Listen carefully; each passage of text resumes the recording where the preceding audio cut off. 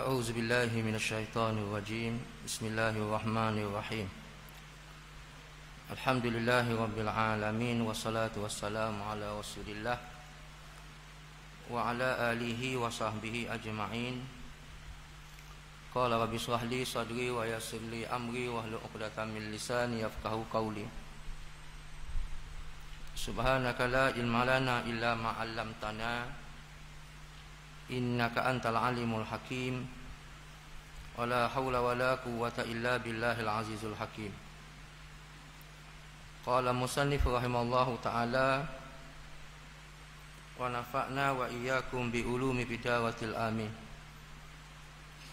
Bismillahirrahmanirrahim. Kemudian kata musannif, kata pengitak kita ialah faslum. Haza faslum, ini satu pasal pada menyatakan barang yang haram atas orang yang berhadas kecil. Itu ada 4 perkara. Baik, dalam bab seterusnya pengarang kitab kita nak bincang, nak bahas berkenaan dengan pembahagian hadas dan juga perkara yang diharamkan dalam Islam. Dia ada 3 lah perekatnya. Yang pertama panggil hadas kecil, yang kedua panggil hadas pertengahan, yang ketiga panggil hadas besar. Hadas kecil ni ada 4 je perkara yang diharamkan. Kemudian hadas pertengahan dia ada 6 ataupun 7. Hadas besar dia selalu capai pekat 11 atau 12 perkara yang kita tak boleh buat. Kalau kita buat maka hukumnya haram. 3 daripada itu, yang pertama ulama nak sebut ialah berkenaan barang atau perkara yang haram atas orang yang berhadas kecil. Pertama hadas kecil. Hadas kecil ni kalau kita bincang hadas kecil, orang kampung mikir mai gambar orang polotok yang tak ada air semayang sebut hadas kecil ni barang yang tak ada air semayang. Maka nak sebutnya orang yang tak ada air semayang ni haram dia buat 4 perkara. 4 benda tak boleh buat. Kalau dia buat haram ni dosa. Kalau dia buat dosa, maka nak hapus dosa dia ni kena bertaubat pada Allah Ta'ala. Dengan makna kalau dibuat benda tu tidak taubat lah, tidak taubat, ia pun pakai lepas gitu lah sampai ke mati. Maka dia akan menanggung dosa ni bawa sehingga berjumpa dengan Allah Ta'ala. Sebab apa? Sebab benda ni haram. Haram dia langgar, maka tak dapat jelak, mesti bertaubat. Maka 4 perkara ni yang berkait dengan hadas kecil ni yang tak boleh kita buat. Yang pertama ialah semayang. Arab panggil as-solah, kita orang Melayu panggil semayang. Kalau menurut bahasanya semayang ni berdoa lah. Baik, nak sebutnya semayang ni tak boleh. Mesti semayang dia ada wudu, ada air semayang. Maknanya kalau tak ada air semayang, haram semayang. Sama ada semayang tu kita panggil semayang fardu, fardu yang bersifat tunai. Ada kok fardu yang bersifat tak tunai, yang macam qada tu fardu kok. Semayang kita buat ni sama ada panggil semayang fardu. Lepas tu kita buat tunai, buat lalu dah waktu dia, maka wajib kena ada wudu. Yang kedua dipanggil semayang fardu yang tidak bersifat tunai. Maka semayang macam semayang kita qada tu. Dia ada semayang qada jadi wajib, ada semayang qada jadi sunat. Yang semayang qada jadi wajib ni kalau kita sengaja tinggal. Sengaja tinggal itu wajib qada. Dok qada lalu dosa pula. Tinggal semayang ngaji tu dosa dah. Lepas tu kita pula nengung main lenggang-lengguk. Bila qada, lepas asal berqada, dosa yang kedua pula. Sebab apa? Sebab tinggal semayang secara sengaja. Orang tinggal semayang sengaja ni wajib qada serta merta. Contohnya subuh. Kita dengar dia kata rohing tu. Tapi buat nengung lagi. Tok palu atas batal dong, tak apa lambat ke bang. Kata rohing dah. Tu pun tengok jam 10 minit nak main subuh. Kita pun nyanda atas katil mula. Lepas tu khelak. Osi mai khelak, faham khelak? Tidur. Keju tak keju, matahari keluar dah. 7.30 dia keluar. Maka ijma' ulama' tak khilaf dalam masalah ni, dihukumkan dia sebagai orang yang meninggalkan semayang secara sengaja. Wajib ketika tu dia segera qada dan bertaubat kepada Allah. Faham tak? Wajib hukumnya kena qada serta merta. Dia iman tangguh-tangguh lah. Nak main sunat dulu, kasih lemak dulu, kami goreng dulu, maka jepuk dulu, tak boleh. Sebab dia semayang secara sengaja, sengeleng kita panggil. Nah, maka wajib qada, kemudian kena semayang qada serta-merta dan bertaubat. Taubat nak kabah ni tak berulang balik perbuatan tu. Kita menyesal dah, tak berulang, menyesal. Dah salah buat, tak buat. Menangis, keduk dari. Tak buat gitu dah, kejut nak bangun lalu mai subuh. Contohnya. Maka wajib qada. Tapi kalau kita main dulu bila qada lepas zuhur kat garang boleh qada.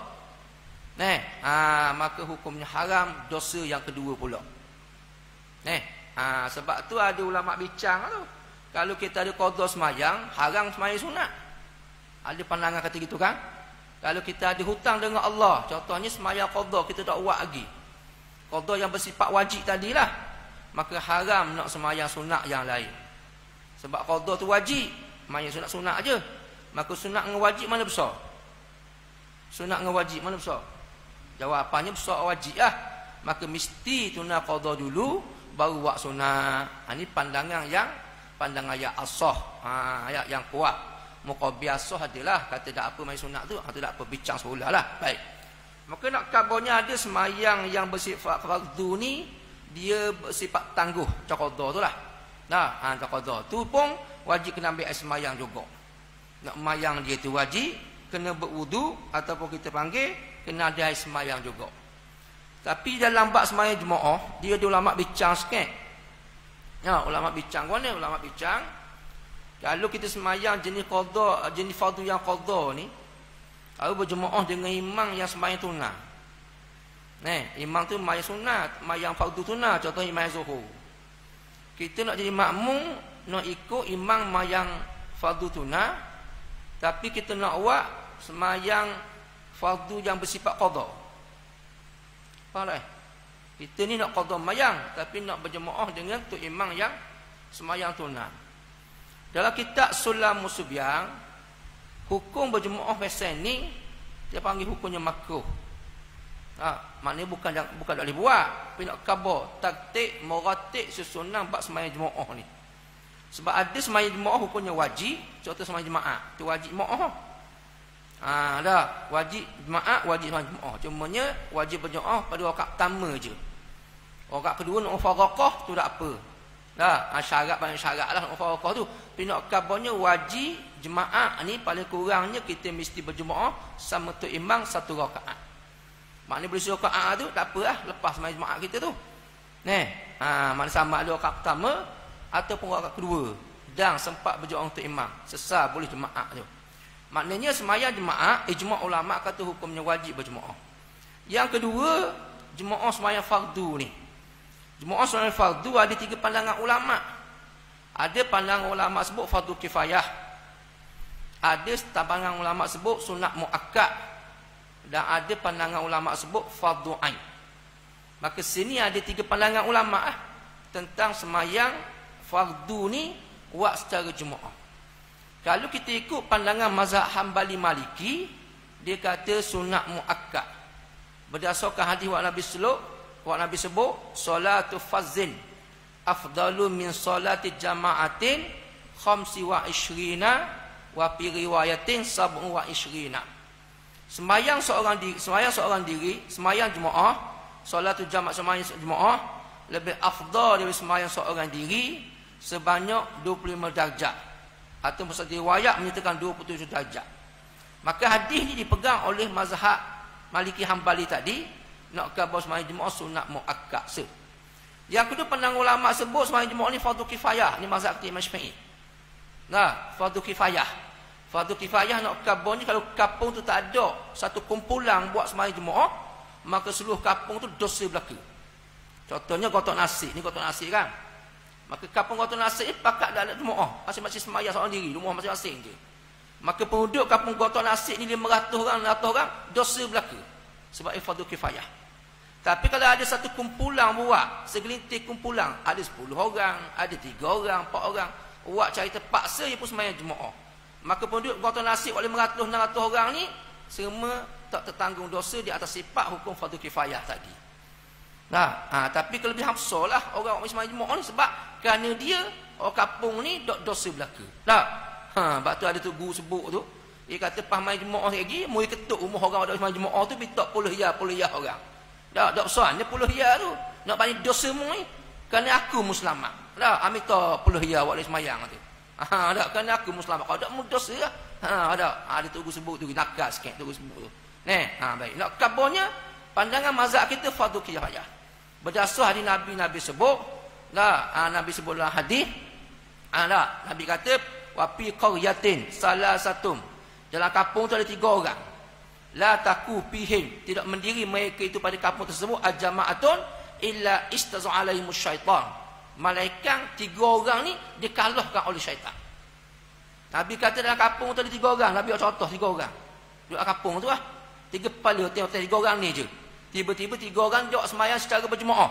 Malaikat 3 orang dikalahkan oleh syaitan. La yukhalifu minas sunnati ilal munafiqah. Tidak menyalahi sunnah yang dibuat oleh nabi-nabi yang terdahulu, melainkan golongan-golongan orang munafik. Maksudnya orang munafik ni dia payah mai sembahyang jemaah. Tidak ada orang yang meninggalkan sunnah nabi. Mana sunnah nabi? Sembahyang jemaah ni lah. Min sunnatil huda, setengah dari sunnah jadi tinggal oleh nabi-nabi alaihi wassalatu wassalam ialah mari sembahyang jemaah. Tak ada orang yang meninggal sembahyang jemaah melainkan ada dalam hati perut dia sifat munafik. Dalam hati perut dia ada sifat munafik. Orang munafik zaman dulu dia mari sembahyang jemaah kok waktu garik je mari. Waktu garik dia duduk depan itu masjid, dia sambut Nabi, nak khabar ya baik dengan Nabi ya. Pegang tangan Nabi, pimpin Nabi pergi depan, lepas tu belakang Nabi dia, belakang kali. Nak khabar hebatnya orang munafik zaman dulu. Ekor serbang, panjang ekor serbang daripada ekor serbang Nabi. Nak khabarnya bahawa dia ni ikut Nabi lah. Lepas Nabi keluar sejid balik rumah, orang kata tak pakar Muhammad tu. Mau tengok dia gitu. Tak juru, tak oleh Muhammad. Ini sifat munafik. Main garik je. Subuh, isyak tidak mari. Sebab orang munafik payah mari sembahyang jemaah waktu subuh, waktu isyak. Mari kok garik je. Nak tunjuk muka ke Nabi ni. Nak khabar akulah ikutmu ni. Pengikutmu. Nak khabar nak ke Nabi. Tapi sembahyang subuh, main isyak tak hari. Sebab tu mazhab kita Imam Syafi'i kata sembahyang jemaah ni fardhu kifayah. Lepas tu kena jaga molek lah. Sembahyang jemaah mari sejid, mari surah, pahala besar dapat 27. Bukan dapat pahala lagi, dapat pahala sampingan yang disebut oleh Imam Syafi'i. Mari sejid, kaki kanan, masuk kita dapat pahala dah. Baca doa pula. Masuk sejid baca doa. Tak ada doa ni melainkan baca pada masjid je. Doa awak dikhususkan. Di kedai kopi tak baca doa ni. Di rumah orang tak baca doa ni. Masuk rumah kita tak baca doa ni. Tapi sejid je baca doa ni. Lakau kaki kanan baca doa. Doa dia kita baca. Doa dia baca sejid Ingat tak? Sudah. Mari sejid dah baca doa. Dah ingat. Tutup masjid awak dia. Apa puluh kali bagi dah masjid Tak ingat ke dah baca?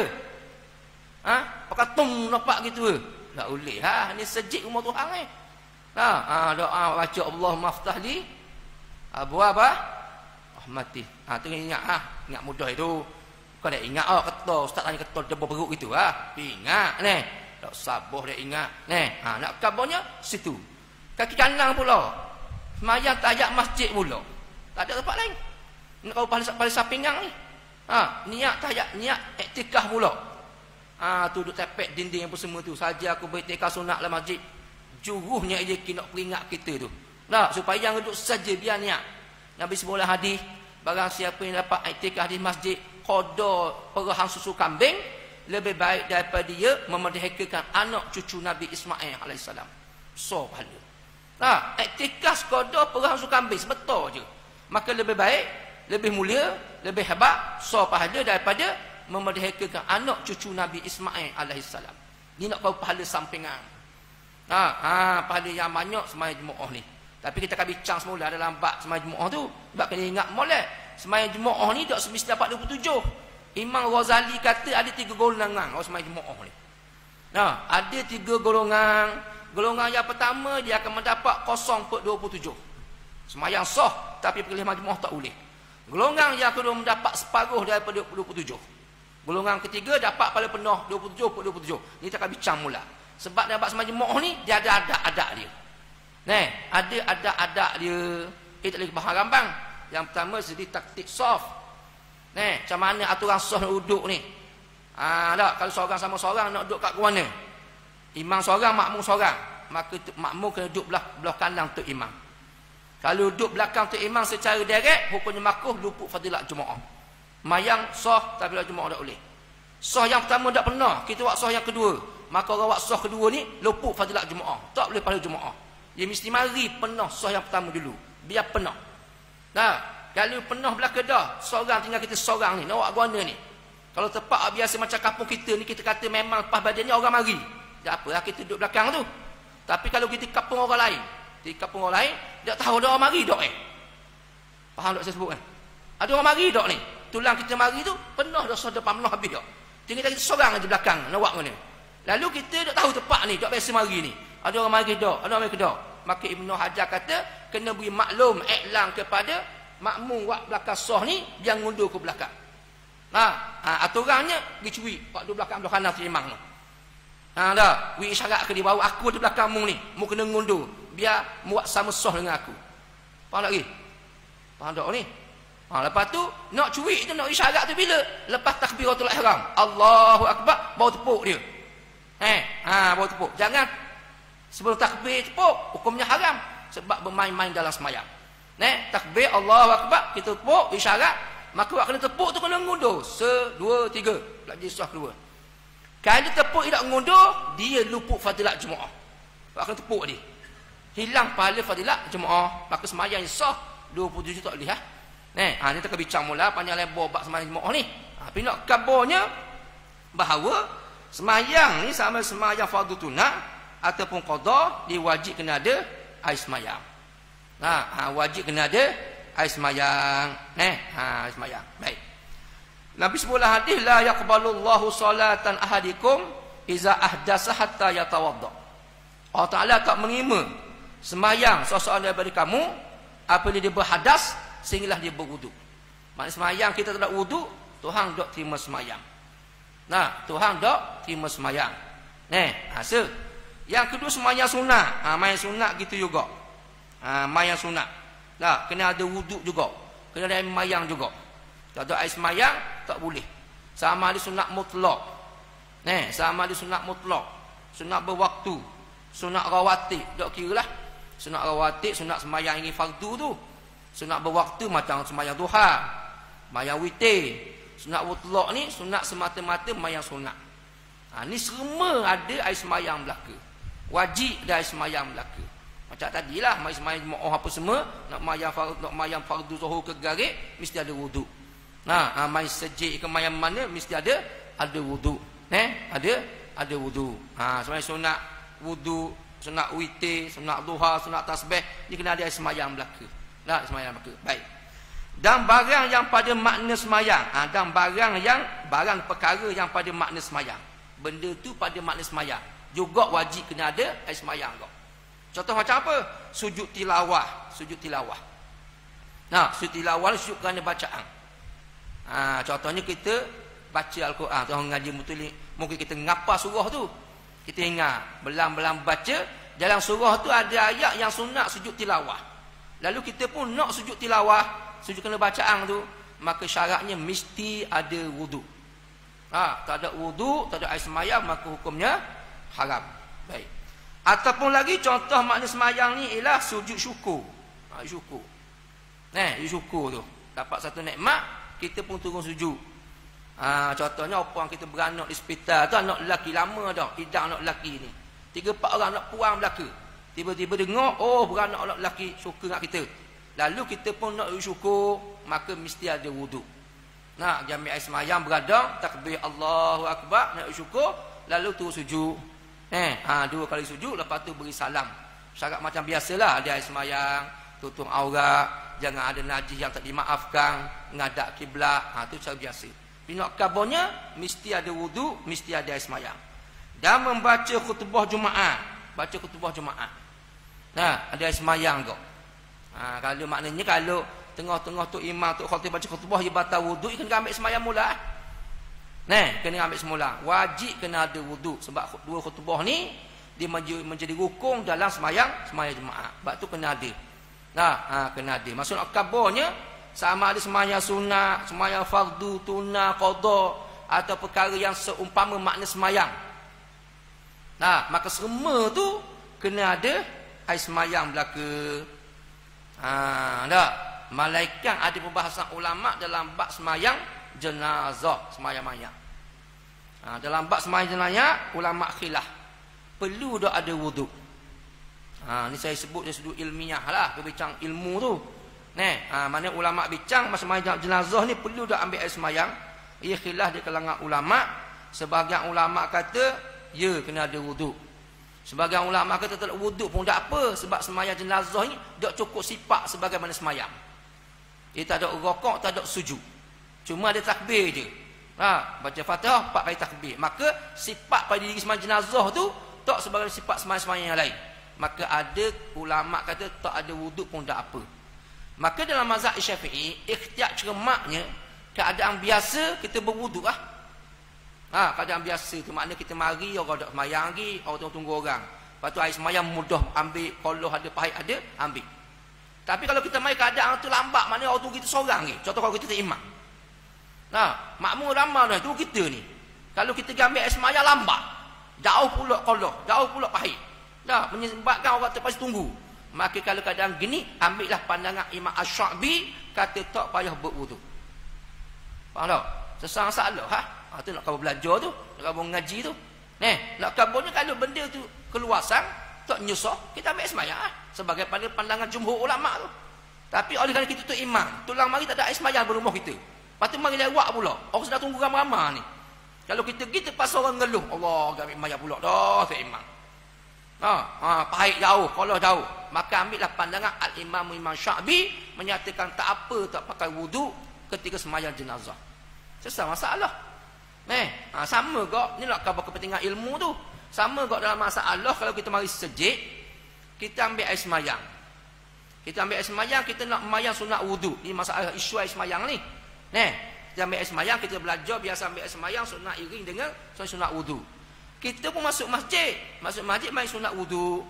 Lepas sunat wuduk, kita kata masuk masjid ni, lepas tu kena main tahiyat awal, tahiyat masjid lah. Kaedah masuk masjid ni kena semai sunat tahiyat masjid. Tanda memberi penghormatan kepada masjid. Tapi oleh kerana kita buat main sunat wuduk dah tadi, ulama kata telah luput waktu untuk semayang tahiyat masjid. Sebab apa? Sebab kita duduk dah. Syarat nak main tahiyat masjid ni jangan duduk. Masuk masjid, dah duduk lagi. Sejam raung kemari. Sejam baru main tahiyat masjid. Tak apa sebab dah duduk lagi. Tadi tu kita masuk lepas kita wuduk, masuk semayang sunat wuduk. Allahu Akbar. Sahaja aku semayang sunat wuduk 2 rakaat kepada Allah Ta'ala. Mayang, duduk tahiyat akhir. Duduk tahiyat akhir tu ulama mereka hukum sebagai duduk. Maka luput fadilah, luput waktu nak semayang tahiyat masjid. Tak boleh semayang dah. Apa dah? Masalah. Okeylah, kita buat gini lah. Kita ambil, kalau gitu kok kita kata, kita masuk lepas wuduk tu, kita tahiyat masjid lalu. Kita kali. Kita ambil mayang tu masuk masjid, kita main tahiyat masjid lalu lah. Susah sangat. Kalau buat sunat wuduk, tak boleh main tahiyat masjid dah. Lalu kita buat tahiyat masjid lalu. Kita mak takbir. Allahu Akbar. Sahaja mayang sunat tahiyat masjid 2 rakaat kerana Allah Ta'ala. Mayanglah kita. Lepas mayang tahiyat akhir salam. Lepas habis salam, ulama fiqh kata tak boleh buat dah semayang sunat wuduk. Sebab apa? Sebab jarak antara wuduk dengan semayang ni waktu perceraian yang panjang dah. Faham tak ni? Nengung je. Ke pening lalak dah. Saya nak cover masalah ilmu tu nak selesai guana ni. Kalau kita nak ngaji kat pening lalak kita. Tadi tak boleh buat dah sebab apa? Sebab sunat wuduk dah. Sebab kita buat sunat wuduk. Tahiyat masjid lewat dah, sebab duduk dah. Luput dah waktu nak main tahiyat masjid. Tiba-tiba kita ambil pendekatan main tahiyat masjid dulu lah. Lepas tu baru nak buat sunat wuduk. Tak boleh juga. Sebab apa? Jarak antara ambil semayang dengan semayang sunat wuduk, perceraian yang panjang. Apa dah tak boleh buat belaka. Lepas tu nak buat guana, tak boleh buat belaka. Rugi lah. Nak syurga pahala sikit ingat ni baru sedar baru ibadat masa ni ni. Peceng belum tak buat semayang apa, maka nak tambah semayang ni, nak buat guana ni. Maka ilmu mengajar kepada kita, ia boleh cantumkan 2 niat tersebut pada sesemayang. Faham tak? Okeylah, kita contoh kita main sunat wuduk katakan. Lepas ambil sembahyang sunat wuduk. Sekarang kalau aku duk catung niat, maka aku duk lewat dah tahiyat masjid Maka dalam sembahyang sunat waktu tadi, kita kata takbir Allahu Akbar, sahaja aku sembahyang sunat wuduk berserta tahiyat masjid. Sesah masalah, situ dihimpun 2 pahala. Sah. Itu kau betul ilmu. Kalau tak ada ilmu kak, kita buat kembang punggung-punggung, buat apa? Banyak ibadat. Padahal ibadat kita dah tak terima. Ibadat kita dah terima. Buat apa? Ibadat sah. Nak terima, tak sah. Tu nak kau penting kita belajar, pentingnya ada ilmu. Maka dalam bab ibadat kita buat ni, kualiti ibadat tu dia besar, dia molek. Walaupun buat sikit. Sikit ke banyak kita buat? Sikit ke banyak? Sikit lah. Bayar saja. Tapi niat 2, dapat pahala 2. Tak buat 2 ni tunggang tunggik. Tapi bodoh sombong buat imayah, bodoh sombong panggil. Sajanya. Lengos saja. Ini kehebatan ilmu buat ada tu, maka dia akan buat molek ibadat kita. Kocomel buat ibadat kita. Kualiti ibadat tu molek. Tu nak kau contoh lah, banyak lagi contohnya. Ataupun kita buat tahiyat masjid, catung sunat wuduk lalu. Allahu Akbar, saja aku sembahyang tahiyat masjid serta sunat wuduk. Ni dalam masalah isunya, kalau waktu tu ambil air sembahyang sejik apa semalah nak seketak tu. Tapi kalau main rumah tak timbul masalah ni lah. Kita main rumah, main sunat wuduk dulu. Lepas tu masuk masjid, tahiyat sunat masjid. Ada timbul tu. Apa isunya ialah kita ambil air sembahyang sejik. Lalu kita nak sembahyang kedua-dua ni. Isu duduk situ. Tapi kalau main ambil wuduk rumah dah, lalu tu main sunat wuduk rumah, tak masalah. Mari sejik, main sunat tahiyat masjid pula. Tak masalah tu. Ataupun kita mari lewat. Siapa pintu sejik, orang pun habis bang. Lepas habis bang, nak semayang dia. Tepat tu semayang dia. Lepas habis bang ni. Hei, tidur ke? Dah tu, tanya semayang dia. Sunat qabliyah. Maka kita pun kata, tahiyat masjid aku nak buat dah ni. Sebab tepat ni tepat sunat qabliyah dah ni. Maka kita orang belajar dalam mayang sunat qabliyah tu, catung 2 niat. Saja aku mayang sunat qablah zuhur serta tahiyat masjid, sesah masalah, dapat 2 bonus. Apa lagi? Tu nak kabur kelebihan tu. Lepas tu ulama kata, tidur orang alim lebih baik daripada ibadat orang jahil. Kita jahil, buat ibadat tunggik. Tak baik sikit. Orang alim, tidur. Tidur dia comel kita daripada ibadat kita orang jahil. Situ lah. Nak kabur situ. Maka dengan cara tu, ibadat kita dapat pahala banyak. Buat kerja sikitnya, tapi ibadah banyak. Ni orang panggil orang cerdik buat kerja. Orang cerdik buat kerja. Sebulan tu, seminggu je kerja, boleh makan sebulan. Contohnya lah.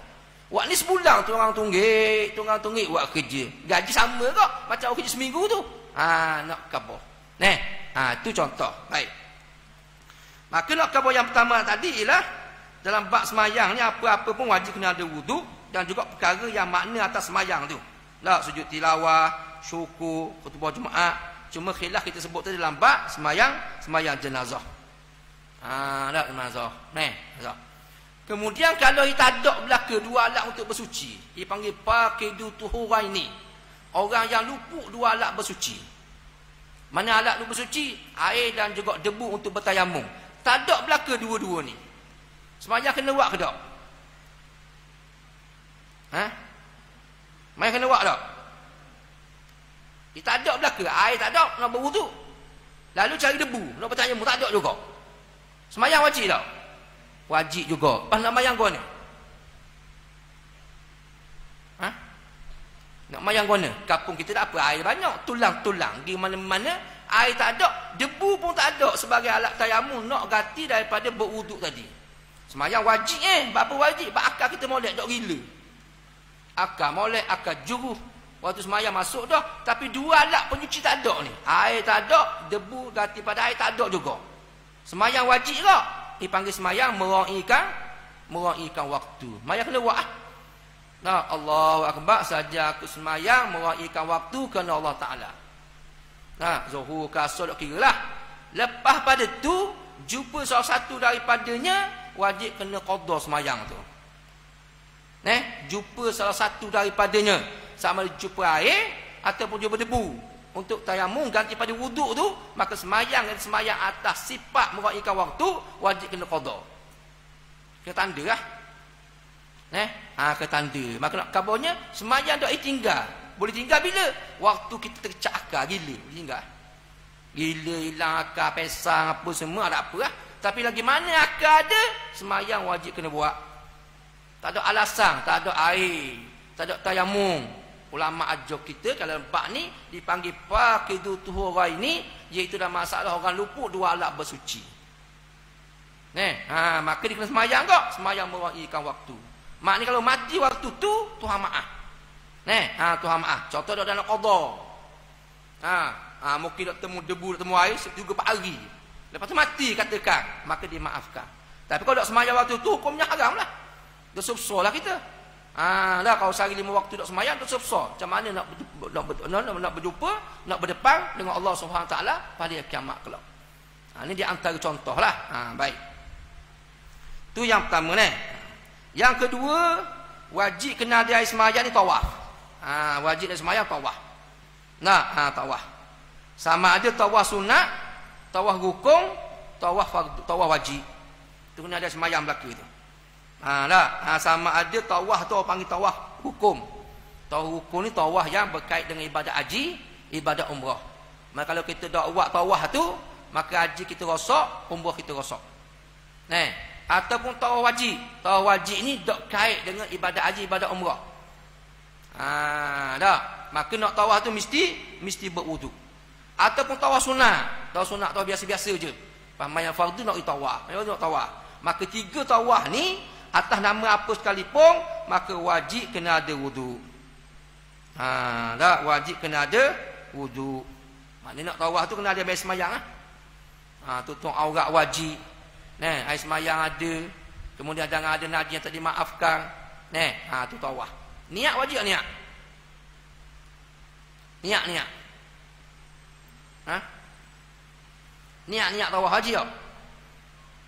Tak. Niat tu tak wajib, sunat aje. Sebab im masuk dalam kita niat ihram tu. Waktu kita nak ihram tu im masuk dalam tu dah. Maka turun tu ke atas tangga masjid tu, nak kita tawaf tu kita niat, tu jatuh sunat jelah tu. Itu sunat itu, begitu. Baik, tu yang kedua. Maknanya sama ada tawaf sunat, tawaf wajib ataupun tawaf fardu. Atau hukum. Maka hukumnya wajib kena ada sembahyang belaka. Baik. Tapi mazhab Hanafi dia kata tak syarat. Sebab kita tawaf tu macam masuk dalam bab taharah je.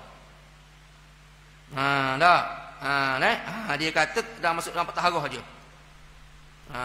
Maksudnya kalau tengah-tengah tawaf tiba-tiba berhadas, orang ni boleh terus tawaf dia. Ni mazhab Hanafi lah. Boleh terus tawaf dia.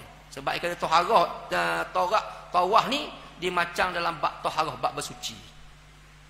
Tu pandangan dia lah. Tapi jumhur ulama dia kata mesti ada air semayang belaka. Wajib kena ada wuduk. Jumhur ulama lain pada mazhab Hanafi. Tu saya sebut bab sudut ilmu je lah. Takut-takut orang ada bincang dia tu, kita faham ada perbahasan ulama dalam bab ni. Taklah kita balah dengan orang, taklah tekan orang, taklah kata kat orang. Sebab masalah ilmu ni kita kena berlapang dada perkara yang berlaku khilaf ulama. Menakan benda yang ijma' ulama waktu tak boleh lah tu. Sepakat ulama kata haram ke, sepakat ulama kata wajib, tu tak boleh lah. Tapi kalau lembak khilaf, tu kita kena ra'i ya. Kena ra'i. Contoh macam ke bab mandi wajib contohnya. Contoh bab mandi wajib. Dalam bab mandi wajib, kalau kita ada najis hukmi pada badan kita ni. Najis hukmi. Najis hukmi ni najis yang tak nampak ain dia, cuma mungkin bau je. Nak mandi wajib tiba-tiba acing bau atau bau kita. Tu najis hukmi lah.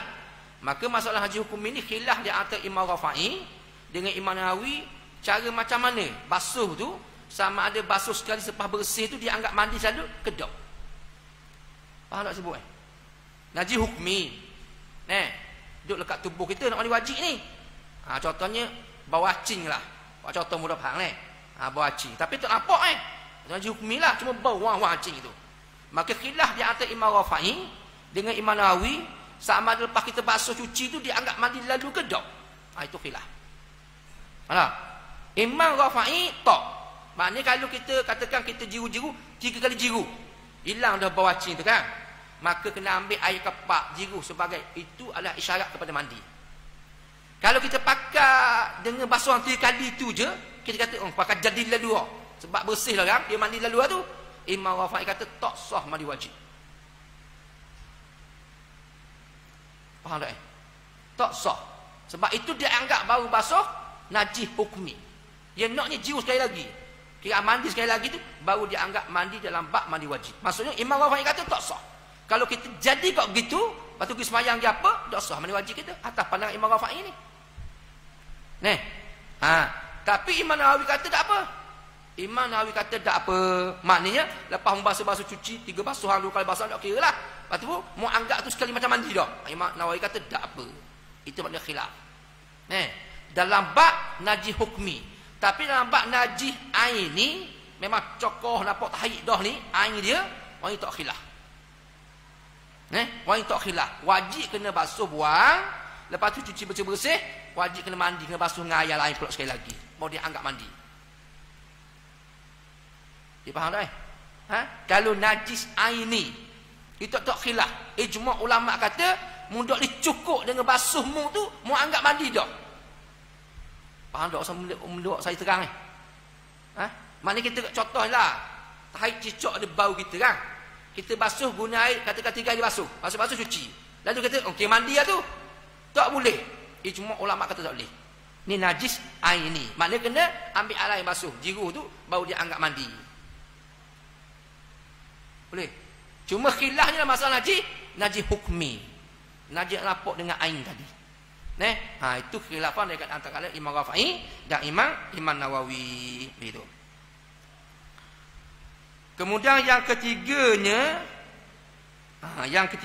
haram sebab tak ada air semayang ni menyentuh Al-Quran. Setuh. Setuh. Menyentuh Al-Quran hukumnya haram. Dengan tidak ada wuduk lah.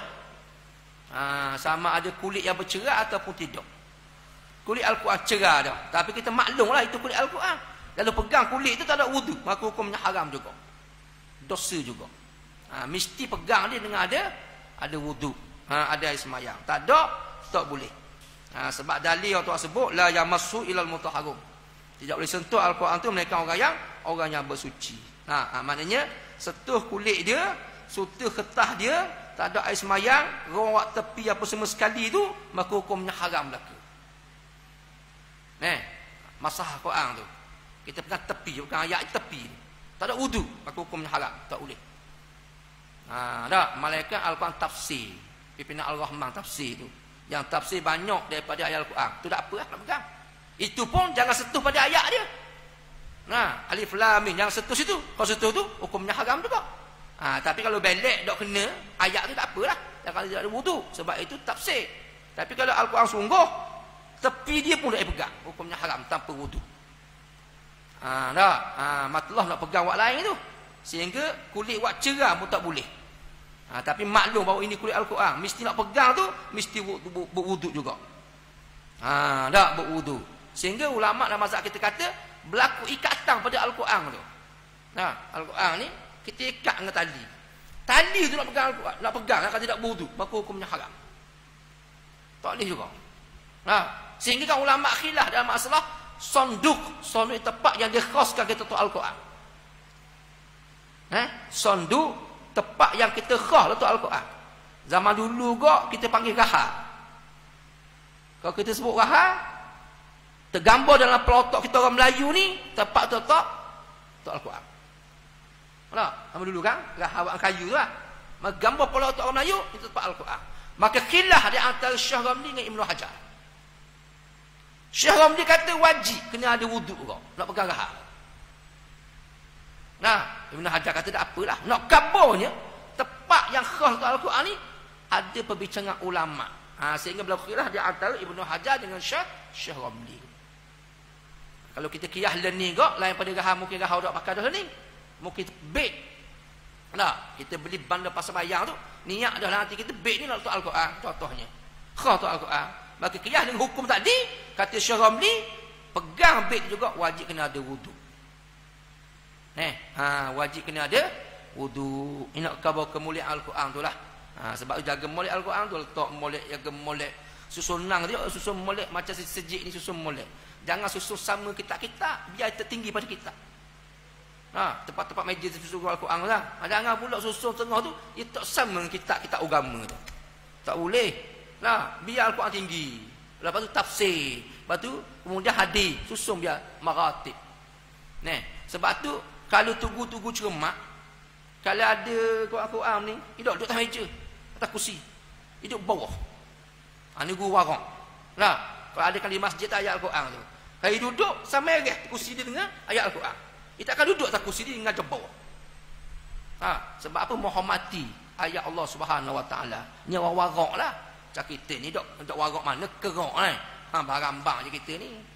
Tak tahu benda ni. Benda sebab tu kena jaga Al-Quran tu.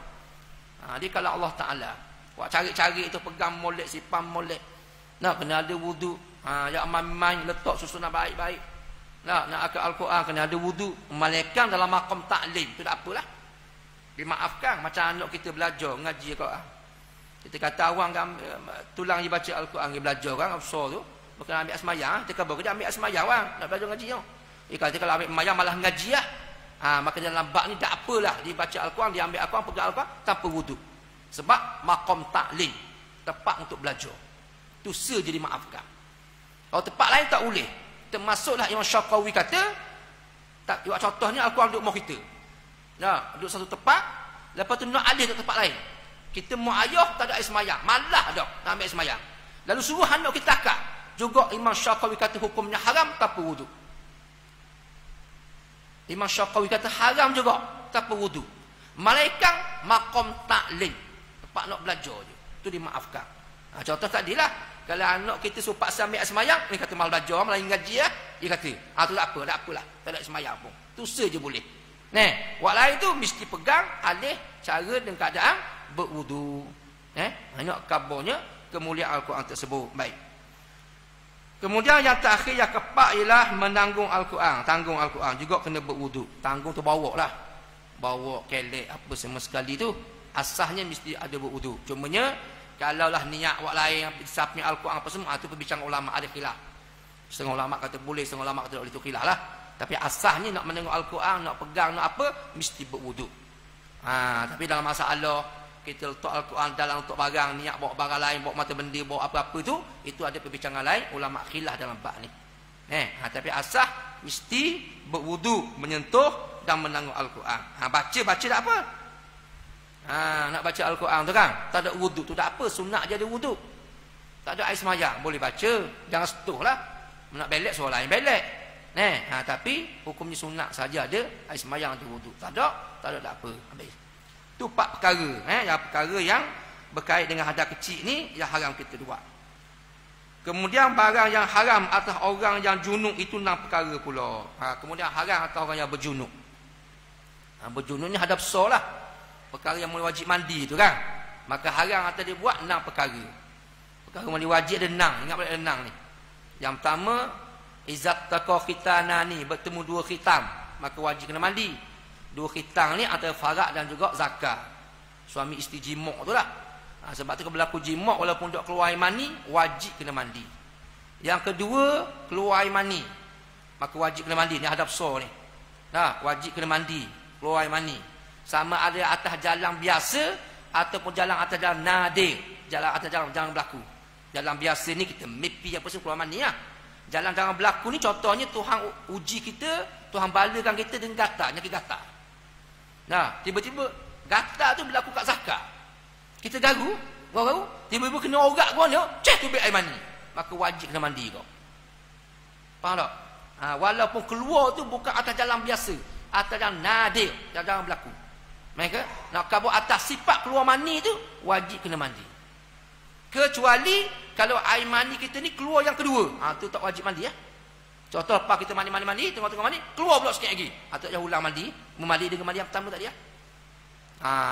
Mana kabarnya keluar mandi wajib mandi. Yang kedua, yang ketiga sebab mati. Sebab mati wajib kena mandi. Orang mati wajib kena mandi, hukumnya wajib. Orang hidup fardu kifayah memandikan orang mati. Sebab itulah kampung kita gotok nasi ada seorang reti mandi banyak, maka dosa biar kampung ni. Sebab fardu kifayah. Fardu kifayah ni ada seorang memandi lah. Bagi orang mati tu wajib kena mandi. Tak ada mandi, wajib kena mandi. Sebab apa wajib kena mandi? Sebab nak semayang. Syarat semayang mayat kena mandi dulu. Kalau mayat tak mandi, haram lagi tidak sah kita semayang mayat. Sebab tu kalau kita nak mayang gaib tu kan, wari-wari kita mati kuantang, mamang atau kawan kita tu, kita tak nak pergi. Maka nak mayang gaib kampung kita ni. Maka nak mayang gaib tu, pastikan jenazah tersebut telah dimandikan. Kalau tak mandi ke mayang gaib, haram lagi tidak sah. Tapi kalau dok kapang lagi, tak apa. Tok Imam mari awal. Mana? Baru sudah mandi Tok Imam. Allah, kita ada kerja pula Tok Imam kata. Akak-akak buta kata tutup kita mayang luah. Tok Imam kata buat contoh gitu. Tok Imam mayang Allah akbar dah kadang dok kapang lagi. Maka hukumnya sah, cuma makruh saja. Hukumnya sah tapi makruh. Naknya mesti dimandikan dulu. Pas mandi baru semayang. Kalau dok hukumnya haram lagi tidak sah. Tapi kalau dok mandi lagi, dok kapang lagi, mandi dok kapang lagi. Maka itu tak wajib semayang. Makruh lah semayang. Sah semayang. Sebab tu kalau orang mati dia, orang mati dalam tanah ke apa kan, maka tak boleh semayang, hukumnya haram semayang tu. Sebab tak mandi. Contoh orang pergi ke laut, dia mati dalam laut. Tak jumpa-jumpa sudang sahabat, tak jumpa teruk. Maka tak wajib disembahyangkan, haram disembahyangkan. Tak mati gitu lah. Sebab tak mandi. Tak mandi. Tapi kalau jumpa, kena mandi ya. Tapi dalam mazhab kita kalau mati di laut mudah je. Selang aja 3 kali. Sekali, 2 kali, 3 kali, buat naik kapang lalu. Tak payah tu dah. Sebab dalam mazhab kita, dia tidak meletakkan syarat niat pada mandi dan tidak meletakkan Islam syarat kepada tukang mandi. Sebab mazhab kita kata mandi mayat ni seumpama hukum qiyas dalam bab taharah. Sebab tu mazhab kita kata kalau fardu takdirnya orang kafir pandai mandi mayat, kedih tak apa. Sebab tak syarat pada niat. Cuma dalam mazhab Syafi'i afdal kaum yang sejenis. Sejenis macam mana? Wak mati tu puang, wak mandi tu puang lebih afdal. Mati lelaki, orang lelaki mandi, itu lebih afdal. Niat tak syarat, Islam tak syarat. Maknanya kalau bukan Islam nak mandi boleh. Hatta mayat tu tak Islam nak mandi boleh kok. Dalil macam mana? Dalil Sayyidina Ali nak mandi jenazah ayah dia. Anak saya lah dia nama dia Ali. Betul Ali kan? Islam tak? Betul Ali. Islam tak betul Ali? Dah. Nak mandi. Nabi kata dia mandi. Itu dalil nak kabarnya tak apa. Sebab mandi dalam bab mandi mayat ialah masuk bab taharah jelah. Baik. Kita bincang mula tu. Baik. Kemudian barang yang haram atas orang yang junub itu 6 perkara. Haram atas orang berjunub ada 6 perkara. Wallahu a'lam. Soalan tak?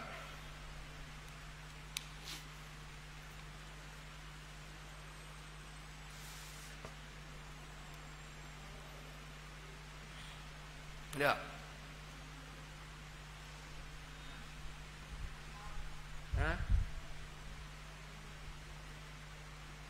Gua nak? Duduklah bogek. Lepas tu semayang. Mandi lanjang.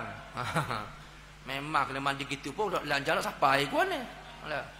Cuma dedah aurat tu punya makruh lah. Dia kena pakai pakaian buat sopang tu lah. Sunat gitu. Tapi kalau dedah hukumnya makruh walaupun seorang, walaupun 4 gelap. Punya makruh. Naknya pakaian tertib biasalah. Lepas tu ronyoh tubuh badan dalam keadaan berpakaian tu. Tu lebih adab, lebih sunat lagi. Tapi nak lanjang tak masalah lah. Hukumnya makruh. Lepas tu kena sapa kulit belaka tu lah. Mandi sapa belaka kulit. Pecah-pecah tumit apa kena sapa belaka tu. Tu dia. Maknanya setiap kulit kita ni, jasad ni kena sapa air belaka. Kalau gemuk lepas tang kulit ni sapa air.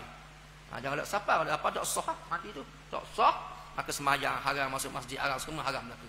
Sama isteri haram kok. Sebab tu kena cermak dah bab mandi wajib ni. Sehingga dia kitab dia disebut dalam kitab Wisaul Afrah. Wisaul Afrah sebut, lepas kita mandi ni, lepas mandi tu sesah betul je. Lepas tu kita cabut bulu tu. Maka cabut wuduk lepas berlaku perselangan yang tidak jauh masa tadi, maka tepat wuduk wajib lepas balik. Siapa pekat tu? Kalau kita lock gitu tak masuk, maka mandi wajib tak sempurna, tak sampai.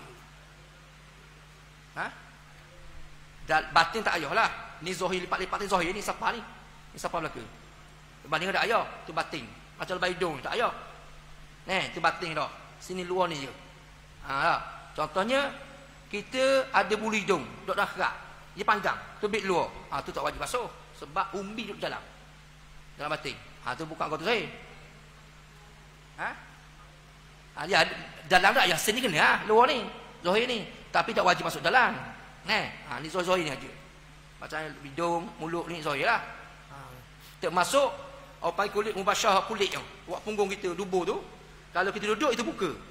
Tu kena duduk tu. Jangan mandi dah duduk sebab takut ada sapa di punggung tu. Kalau kita mau cacai rapat kan. Duduk tu buang. Tu buka tu dipanggil kulit yang zahir, wajib sapai. Tak sapai tak sah mandi wajib. Lagi. Wallahu a'lam. A'udzubillahi minasyaitonirrajim. Bismillahirrahmanirrahim. Alhamdulillahirabbil alamin wassalatu wassalamu ala Rasulillah wa ala alihi wa sahbihi ajma'in. Allahumma aghnini bil ilmi wa zina minal hilmi wa aqimna bit taqwa wa jamina bil afiyah. Allahumma jahadha jamma ma'khuma wa tafattafan ma'suma wa la taj'al mimman syaqiyan wa la mahrudan wa la mahruma. Rabbana atina fid dunya hasanah wa fil akhirati hasanah wa qina azabannar. Sallallahu alaihi wasallam Muhammadin wa ala alihi wa sahbihi wasallam walhamdulillahi rabbil alamin.